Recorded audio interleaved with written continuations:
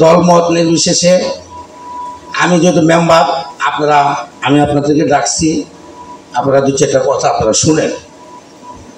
আজকে অনেক ভাই এখানে উপস্থিত হয় নাই, কিন্তু তারা বিএমপি করে, তারা সমস্ত কিছু কাছে কমপ্লিট, তাদের ফুল কোর্স কমপ্লিট করা আছে, তাকে কোনো এখানে না আসলেই চলবো।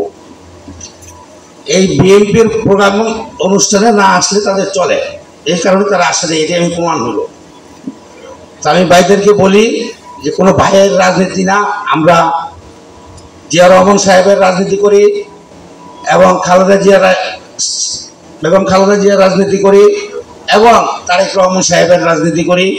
এই তারেক রহমান সাহেব আমাদের প্রতিদিন সে বাংলাদেশের বিভিন্ন অঞ্চলে এই প্রোগ্রামগুলো হচ্ছে, যে তারেক সাহেব বারবার বলছে সবাইকে যে আপনারা যারা বিএনপির পরিবার, বিএনপির লোক আমরা যারা, আপনারা বিভক্ত হয়েন না, এক থাকেন।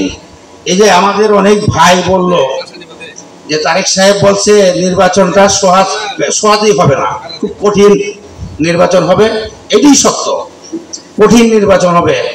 কালকেও কিশোরগঞ্জ বোধহয় একটা প্রোগ্রাম গেছে, তারেক সাহেব যে কথাগুলো খুব সুন্দর একটা প্রোগ্রাম করছে, কিন্তু সেই প্রোগ্রামের জন্য ধন্যবাদ জানাচ্ছে এবং নেতাকর্মীদেরকে বলছে যে আপনারা এখন বিভেদ সৃষ্টি করবেন না, কোনো খারাপ কোনো কাজে যাবেন না।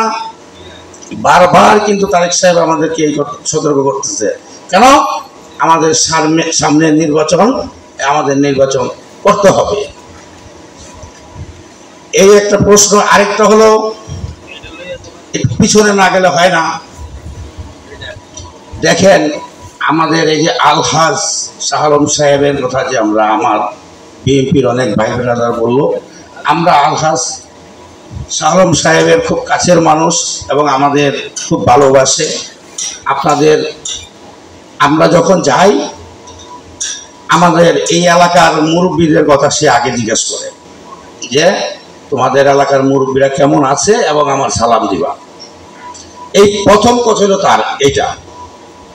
যখন আমি আপনার ঢাকাতে ওনার একটা প্রোগ্রামে আমি গেলাম, উনি আমাকে দাওয়াত করছে, আমার সাথে এই কালামবাড়ি সাহেব গেছে, আরও আমাদের এলাকার মানে 5 জন লোক দাওয়াত করছে।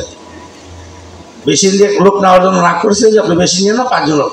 যখন এই ইউনুস টাওয়ারে আমরা গিয়া বসতি করে আমাদেরকে ডাকছে, ডাকার পরে সে বলছে আপনাদের কথা আগে জিজ্ঞেস করছে যে এলাকার মুরব্বীরা কেমন আছে, আমার সালাম দিবা। এবং এই শেষে আপনাদেরকে সে নির্বাচনীয় সালাম দিচ্ছে। এবং আপনাদের কাছে আমার একটা অনুরোধ থাকবে যে উনি খুব ভালো মানুষ, আমরা ওনার কাছে যাই, উনি আমাদের এই এলাকাটা কীভাবে চালাবে এবং নারায়ণগঞ্জটা কীভাবে চালাবে সে আমাদের কাছ থেকে জিজ্ঞাসা করে যে তোমরা আমাকে সহযোগিতা করো। আমাদেরকে 5 জনকে ডাকার পরে 5 জনকে বললো যে আমাকে আপনারা এই কাজটুক করে আপনারা একটু সহযোগিতা করেন। আমার কাছে এরা সহযোগিতা চাইছে। হ্যাঁ, তা আমরা আপনাদের কাছে সহযোগিতা চাই, আপনারা দিক নির্দেশনা দিবেন। আমাদের ওয়ার্ডে 5 নম্বর ওয়ার্ডে 6টা মহল্লা, আমরা 6টা মহল্লা এই পর্যায়ক্রমে এরা মোটামুটি করব।